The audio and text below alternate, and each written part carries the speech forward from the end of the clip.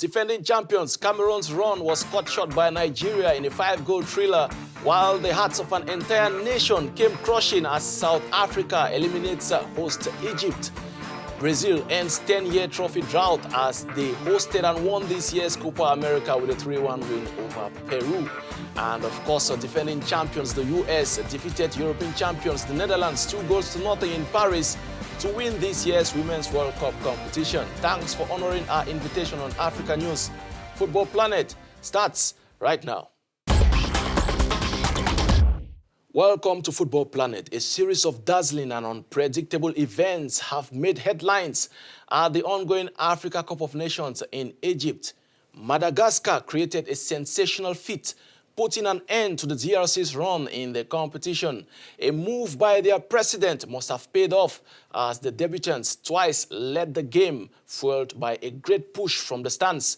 The game finally ended 2-2 after regular play and penalties had to decide the fate, of which Madagascar progressed to the last 8 of the competition. And then on Friday, Benin haven't qualified from the group stage with 3 draws and no win, as opposed to their Moroccan opponents with 3 wins. 10-man Benin pulled the game into penalty shootouts after Morocco failed to convert from 12 yards with a penalty that could seal qualification and prevent any extra time. Then came the blistering and nerve-wracking shootout exercise where Benin scored 4 while Morocco missed out on 2 penalties. That victory guarantees at least a top 8 finish for Benin, who heavily relied on patches of their supporters in the stands. In the other game played on Friday, Sadio Mane of Senegal failed to isolate himself as the competition's top scorer as he missed a second penalty in the competition after having put the Teranga Lions ahead in the opening minutes against Uganda. Senegal went on to win the game by 1-0 to secure a quarter-final place. Another end of the journey was recorded by the defending champions Cameroon, who suffered another heart-aching defeat from neighbors Nigeria. Stefan Bahoken opened his account with the Lions, while Clinton J made it 2, and then a gallows brace leveled things up, while Alex Iwobi gave the Super Eagles the winning goal. It was a difficult game. We know it's going to be difficult right from the start, but we are very composed because we know Cameroon are a very physical team and we are very fast. We know if we keep the ball more and we're going to get some space to do some damages, Even though when we are down 2-1, we still believe that if we keep pushing that way, the way we start the game, we'll get goals. So second half, the goals came in, and I'm very happy. Following the exit of the defending champions on Saturday, we now have a former Indomitable Lions shot stopper, Joseph Antoine Bell, who joins us from Egypt. Thanks a lot. Seedorf has been criticized heavily after that game for having had a lot of alterations. That is 4 matches, 4 different starting 11. Do you second that opinion? I think that presenting the case as if the rotations proved something would be wrong. Because if we want to compare immediately, even in 2017, there was a change of players.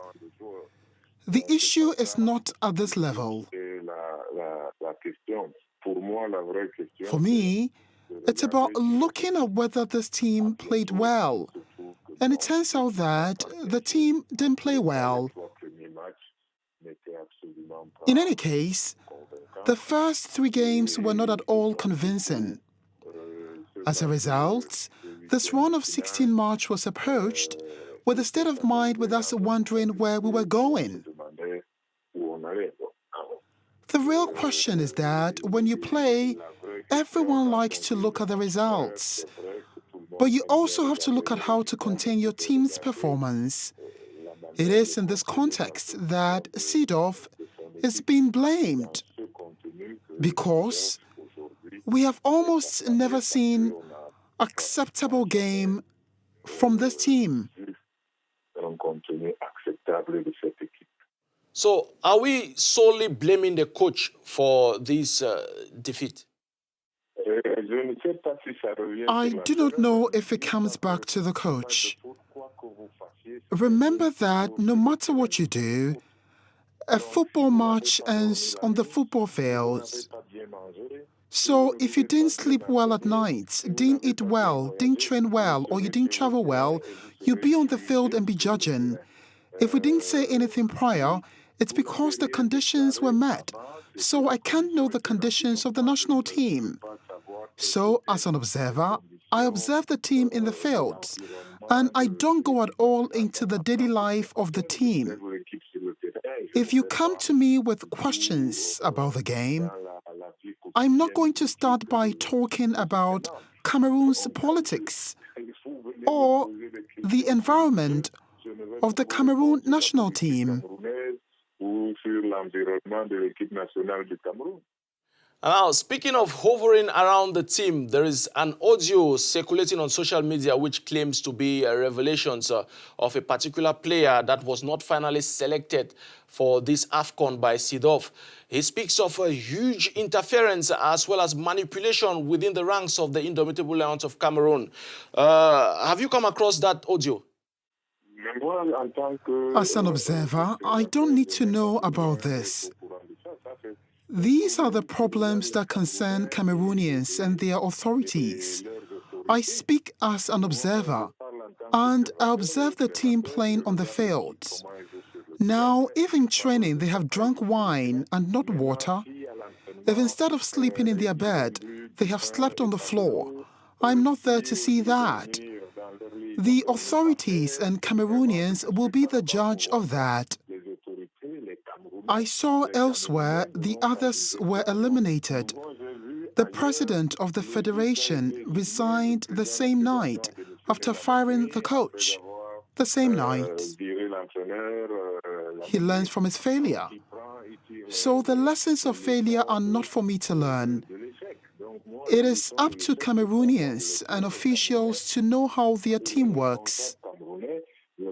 I'm not qualified to go digging and know how the team works. These players you're talking about are Cameroonian players. So they are the disposal of the political authorities and the federal government. You know, if you drink without control, of course everything can happen. But normally, if these things you describe have happened within the national team, there are authorities who should have realized it before. It's far too easy now to realize that.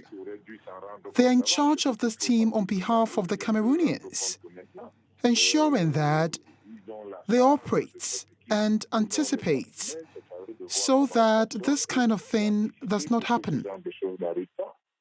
Joseph Antoine Bell, former Indomitable Lions shot stopper, speaking to us there from Egypt. The shock of the day was presented as a cold dish for host Egypt after recording a 100% group stage win with 3 wins.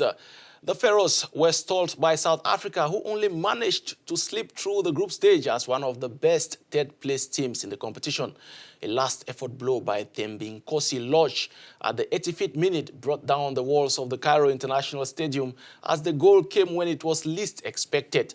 All efforts of the Reds were cancelled out diligently by Bafana Bafana as they sailed through.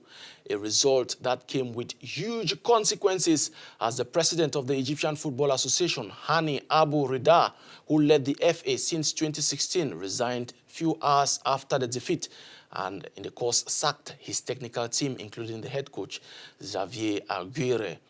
And then we chose to know the man who might just have scored the most important goal for South Africa in the last decade.